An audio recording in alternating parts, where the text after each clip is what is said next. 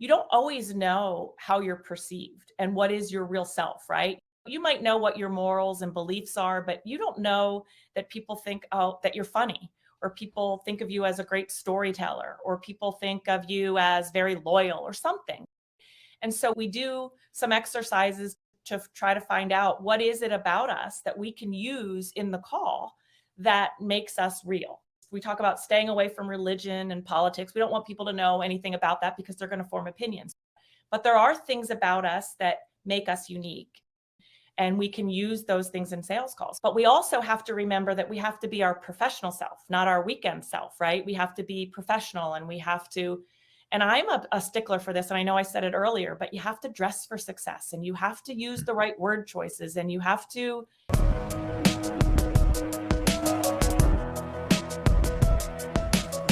Hey everybody, Jason Cutter here. Welcome to another special guest series on the Authentic Persuasion Show. My mission is to help fill the world with authentic persuaders.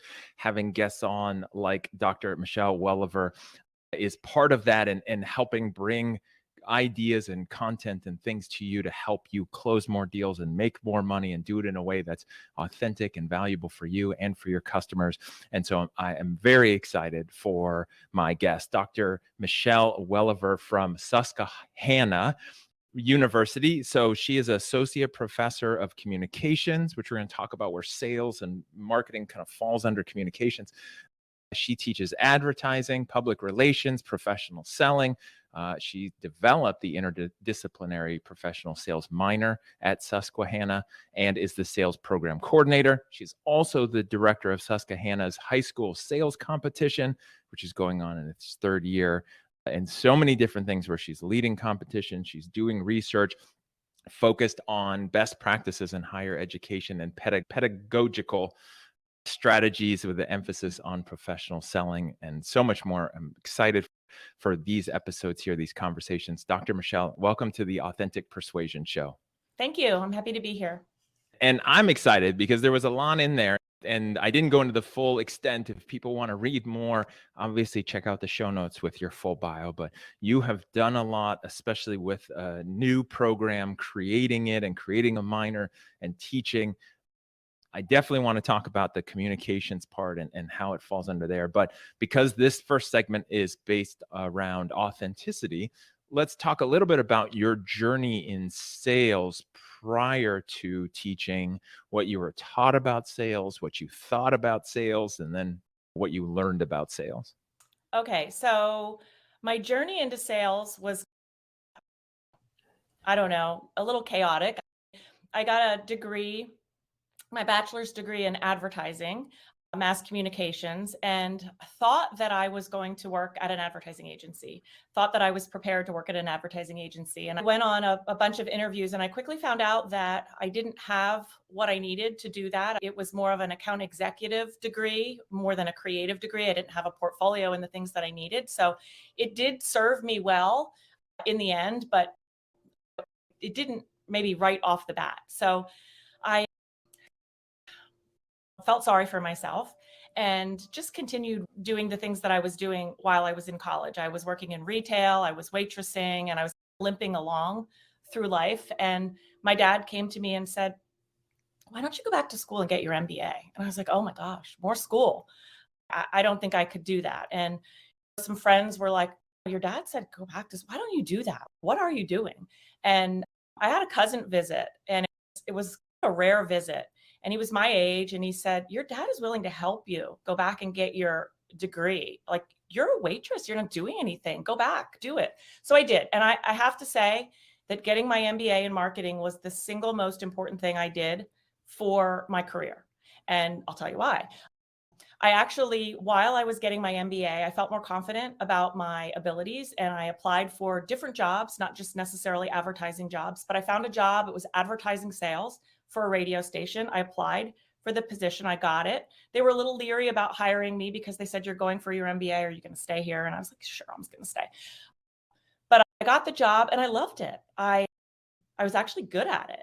And while I was there, though, I have to say, I never really felt like I should be doing sales. I thought, I have a degree, I should be doing something else. And it was always a stopgap for me. And I hate to say that, but it always was. And so I was always applying for other positions. And once I got my MBA, I thought, okay, I'm not going to stay at this sales job. I'm going to actually apply for other jobs. And I did. There was a hospital group locally that I applied for a marketing position, and I needed a letter of recommendation. So I talked to a professor in my MBA program and got the letter of recommendation. And he said, hey, why don't you come teach for us? All you need is this advanced degree and you could be an adjunct professor. So I was working at the radio station.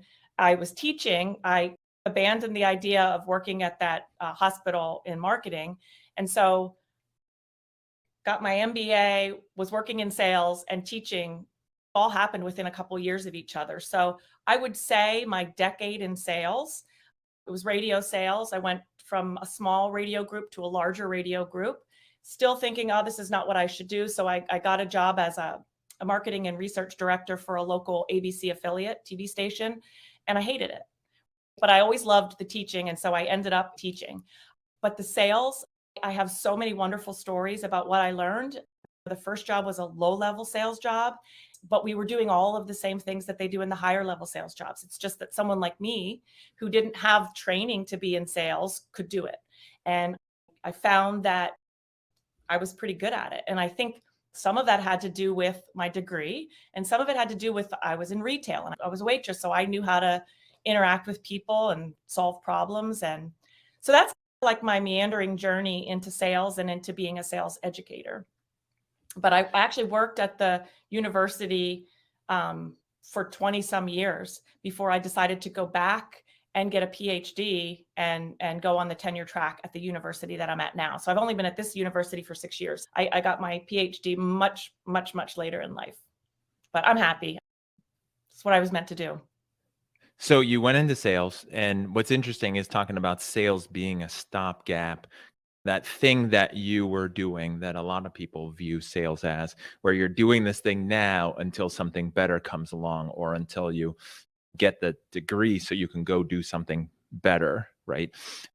Which is then interesting because part of the university programs that you're a part of are really helping people understand the value in a sales career and making it a career and choosing it by choice, right? Like intentionally going into sales, even if you're, not that natural born salesperson. What did you think sales involved, or what was your idea around sales, especially as a marketing person?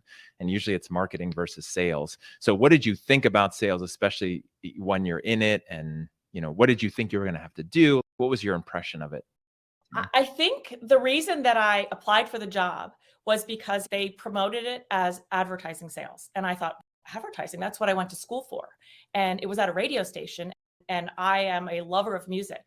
That's probably my favorite thing besides my children is music. So I was like, oh my gosh, I'm going to work at this radio station. I'm going to just have a blast. Not really knowing what the sales part was going to be about. But it ended up that the sales part was about being able to talk to people and to solve problems. And I was pretty good at that. I had something that I was really bad at, and my sales manager quickly fixed that. And that was that I never stopped talking. I was a good conversationalist. I could talk to people, I could find out their problems, but then I would ask them for the sale and I would never stop talking. And so he helped me. We did a lot of ride-alongs in those days. It sounds like a cop thing, but it was a sales thing where he would come with me and other salespeople. Sometimes we paired up the veteran salespeople with the new salespeople, and we would watch each other sell and we would critique them. And my sales manager, it was probably the best thing he ever did for me, was saying, when you ask for the sale, stop talking. And whether you have to bite your tongue, breathe deeply, whatever, I tell my students that we all have issues that we need to overcome. And so that's why it's good to be critiqued and someone else can tell you. But I have a lot to say about that evaluation piece. But yeah, I thought sales was going to be fun. And I think it was difficult. And I think there was some reasons why I succeeded. And I think one of those things was professionalism. And I don't know whether that was because of my education or because of what I knew to be true. But I think I did better, not patting myself on the back or anything, but I think I did better than some of my colleagues in that first sales job because they weren't as professional, and they didn't know the things to do to be professional, whether it was dressing for success or using the right words or whatever. I think that was something that gave me a leg up. But definitely we had training. We had Dale Carnegie training and learned a lot about interaction and communication. And it was a wonderful first job, first real job, I should say. And I learned a lot. And I feel like that job, more than the jobs that came after that, are some of the greatest stories that I have for the classroom for students. And they love it. I tell a story about there was this lady who had a gift shop, and it was the most successful gift shop in the town that she was in. Everybody knew her. Everybody knew her name. She came into the radio station and she voiced her own commercials. She had a wonderful voice and she was just wonderful. And she asked for me not to be her sales rep. She didn't like me because I took her for granted. I didn't understand that she wanted to be called on. She wanted me to physically go into her store and ask her how things were and talk to her and give her whatever. And I didn't give her the attention that she needed. I just called and said, "Hey, are you ready to, advertise again?" And she hated that. And that was a really big crush to my ego. And I thought, okay, so part of this is asking people, how do you want me to interact with you? Do you want me to come in? Do you want me just to call? And in those days, it wasn't texting or whatever. We had pagers. We could have them email us and then the office would page us or whatever. That was eye-opening experience because I never had someone basically say in business, I don't really want her. And it was made me change my ways for sure. Well, and with that kind of thing, when I hear that, it sounds like that person wanted the relationship and the sales process more than just the order taker. Absolutely. I didn't understand the difference between transactional selling and relationship selling. That I was all about the transaction. Hey, you need to advertise your business. We have a way for you to advertise your business. Here's a package, or we could come up with a plan. And that didn't work. It worked with some people, the people who were managing a store, but it was really a corporate thing. And they were just like, yeah, where do I sign? But for people like her and a lot of the other local businesses, they wanted you to come in and they wanted to tell you about their problems and what they needed and how you could solve them. And that relationship building that I soon learned about on my feet, because if I didn't do it right, I was going to lose accounts. And when we talk about the students that you're working with and or the research and what you're focused on, where does authenticity fit in? Let's say your students think about sales. What are they expecting sales to be? And then what are you impressing upon them of what's different than what they might think? I think a lot of it has to do with having sales as a minor, a major, a concentration at universities. We've validated it. We've given it credibility that it is something that's real. It is something that can be a profession and can be a wonderful profession and not a stopgap. Like I said, it's something that you could make a livelihood out of. And I think that they come into the class, some of them are leery, some of them are completely on board. And we get students from, you would think it's an interdisciplinary minor. We're going to make it a major, but we get students in the communications, advertising and PR students. We get students in business that you would think about, marketing students, finance students. But we also get chemistry students and biology students and creative writing and theater. They all have different reasons that they're in the class or in the classes. Some of them want to pursue a job in sales, and some of them just want to know how to be a better version of themselves for interviews, for networking, for any kind of negotiating that they have to do.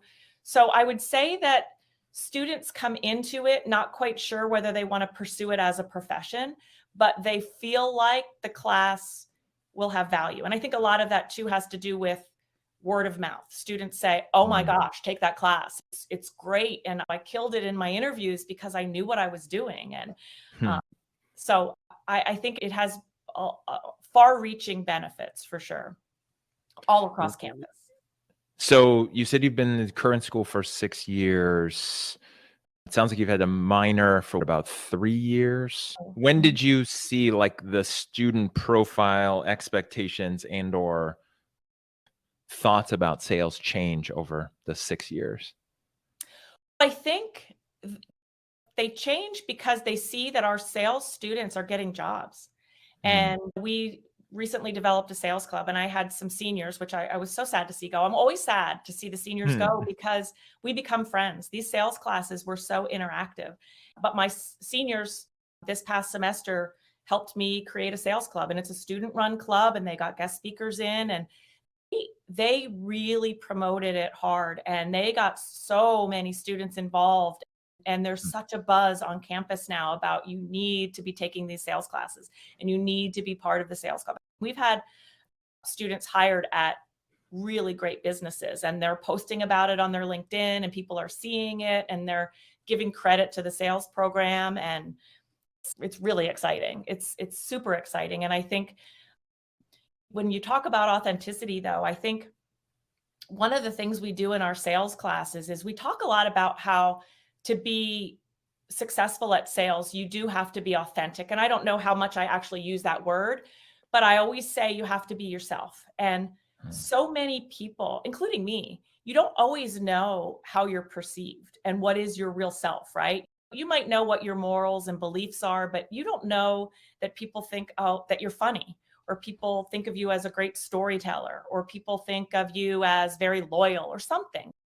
And so we do some exercises to try to find out what is it about us that we can use in the call that makes us real. We talk about staying away from religion and politics. We don't want people to know anything about that because they're going to form opinions.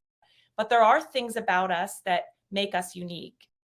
And we can use those things in sales calls. But we also have to remember that we have to be our professional self, not our weekend self, right? We have to be professional, and we have to, and I'm a stickler for this. And I know I said it earlier, but you have to dress for success, and you have to use the right word choices, and you have to follow through and be a professional. If you say you're going to get back to them, get back to them. And like I said, I think that's what separates the men from the boys and the girls.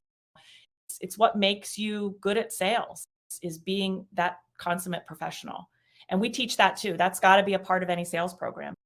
Knowing how to be professional, knowing how to network. We host etiquette dinners, we do lots of different networking. And So one of the things that people ask me, and it's part of this journey, and what I will focus on with the authentic persuasion piece, is being yourself. And I had somebody on the show many years ago who was like, I hate the word authenticity, mostly because it's just overused and everyone's just using it as a buzzword, but liked transparent, which is when you meet me, you know what you're getting and you either like it or you don't. What you said is fascinating, because I want to talk about that, which is there's the professional you, not the weekend you.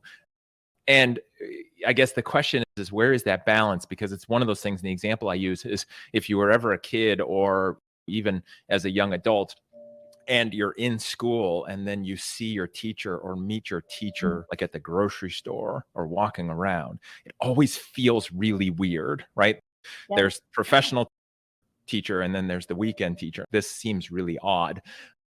But where is that balance? How do you teach someone where they're still authentic, they're still them, right? And they're not playing the part of professional person, right? Like even going back to your experience where you just wanted and knew how to be a professional and carry yourself different and say different things. And then how much of that is still you versus an act that people are worried about having to do in sales? when in my classes, we're very deliberate about talking about that you instantly lose credibility when you do things like swear. You use curse words, you definitely go down a peg, whether that person loves to swear or not. You definitely go down a peg. And I think students need to hear that, right? Because we weren't all brought up the same. Weren't all taught the same. So we need to hear that there's certain things that are going to increase your credibility. And in the sales classes, we call that the halo effect. You go in, you're dressed well, you've got this really great introduction, great way of building rapport. All of a sudden you're up here, and then you can only go down from there. But you start down here, you're going to claw your way back up for someone to really trust that you're the person that they should be buying from. So for me, it's super important for that professionalism piece. And so we have a section on word choices, on gestures, verbal, nonverbal, stuff. We talk about it quite a bit. And I think that's the communications part of me that comes out loud and clear in classes, that I'm all about communication. And we talk about fillers when we're talking, and we critique each other. We do a lot of impromptu things in class, all through the class, where we're critiquing each other. And it actually is better sometimes coming from their classmates. Oh my gosh, you said okay 15 times. If I say it, oh, mom said it. But if they say it, it's like, ooh, wow. If my peers noticed it, and that when you're in that situation, you use okay, all of that. People are like, wait, does this person not know what they're talking about? Why are they stumbling and bumbling? That was one of the biggest things I got from Toastmasters, and when I hear myself do those things, I can hear it, and I'm just like, "Oh my gosh, please stop." But in Toastmasters, there's that person, if nobody's done Toastmasters, I always recommend it for everyone in sales and any kind of role where you're interacting with people. But there's literally somebody who volunteers each meeting to count the uhs and the ums and the filler words that each person uses, and the restarts of words and sentences. And it's very painful at first because it's brutal to reflect on that and hear how much you use. And it's so important to hear that and then adjust it, because you're right. It is the difference between sounding professional and just being way too casual, and people aren't going to take you serious. Where do the students embrace that? It sounds like there's the feedback helps for them to see that, but where the authentic part of them being them come into play as the professional version of them? We do a lot of recording, and everything we do, we record and we let them see it. And I think they love seeing themselves do it well. And so they buy into this idea of professionalism when they see it on tape. And when they're watching their fellow classmates, you see them go, oh, when someone is really awesome, they think, wow, I want to be like that. And I think there's just a lot of buy-in because they see how it works. And I have to say, I know I said this earlier, but when they go out and they do these career fairs and networking, and they're interviewing for internships and then later jobs, they see how important that is to be professional. And we teach that this idea of style flexing too, that you can be yourself and have your own personality. But if you're talking to someone that doesn't give you anything, like a driver or an analytical person who doesn't really talk too much, or isn't very expressive, you might have to change your style to match them. Or if someone's super duper talkative and you are too, you might have to be a little bit more quiet and let them talk. And style flexing, they are always a little hesitant. What do you mean, change your personality? No, you don't have to change your personality. You just have to change your communication style to be better. And it's no different. So much of what we teach in sales is what you need to know for good relationships in life, right? If some people will love you for your gregarious personality, and other people will like, what, she's just way too much. And so you can sense that. You should be able to sense that. And when you're around that person, you have to tone it down a little bit. Doesn't mean you have to abandon who you are, but you have to change your communication style. I have three children, and I'd have to be different with each one of them. My youngest son, you can't talk too much to him because he doesn't like that. It's, whoa, it's too much. I know that I can ask him little things, 1 or 2 words at a time, and that's about it. My older son, we can hash it out. So they're good lessons for life too, I think, in a sales class. And definitely agree. And I love that, where it's not about changing who you are or playing a part, it's communication style. And that's where I think one of the biggest fallacies, and something I always debate people with, is the whole concept, especially in sales, of mirroring. If the other person is here, you mirror them and do what they're doing. And that's not appropriate, because if you have somebody who's analytical and you're mirroring their analytical, nobody's getting anything done. No. And if Right. you have somebody that's overly talkative and excited, and you're going to go up to an 11 like they are, you're also not going to get anything done. Right. So it's just going to be a whirlwind of talking. And so I love that, where it's style flexing over mirroring, which is the classic sales. model. Like just Right. mirror them. If they cross their arms, you cross their arms. If they talk a lot, you talk a lot. No, that's not necessarily like the most effective. And going off of that, it's the same thing going back to those personal relationships. You don't want to interact with someone who's exactly like you. You want someone that balances you out. That's what we all look for. Kind of opposites, really. Someone that complements us. I love it. That's a perfect ending for our conversation on authenticity, and truly love that. The style flexing and the changing communication is not something I thought about that way, because again, people always say, well, you want me to be authentic, but who am I and what? It's like, okay, you got to be you, but then also the professional version, and then the style, and treating other people the way they want to be treated in combination with what's effective with what you're doing in that relationship, in that conversation, in the sales mode, like knowing that there's some end goal. Absolutely love that. For people tuning in, for watching this or listening to this, please make sure to check out the show notes with links for Dr. Michelle's information. But if you want to, you can connect with her on LinkedIn. So it's Michelle Welliver. You can find her on LinkedIn. And then also it'll be in the show notes, but the Susquehanna website, which is susqu.edu, which is much easier than spelling it out fully. Well done, whoever bought that domain. And for everyone tuning in, appreciate you being here. Please stay tuned. We're going to have a great conversation on persuasion. I already know, because we're going to talk about sales process. Hopefully you got value from this. Remember, if you're here, if you caught this episode, if you listened to this, something drew you to this, and there was something in here for you to get. And maybe it was things like the style flexing and changing your communication, being a professional in your authenticity, and coming at it that way, and being a professional in general as part of this whole thing where we're all working to help shift sales from being that dirty word where people think it's gross or something you don't want to get into, and that stopgap, like Dr. Michelle said, versus something you want to do with intention and be successful at and help people through the act of sales and service. And thank you for being here. And until next time, thank you for helping fill the world with authentic persuaders.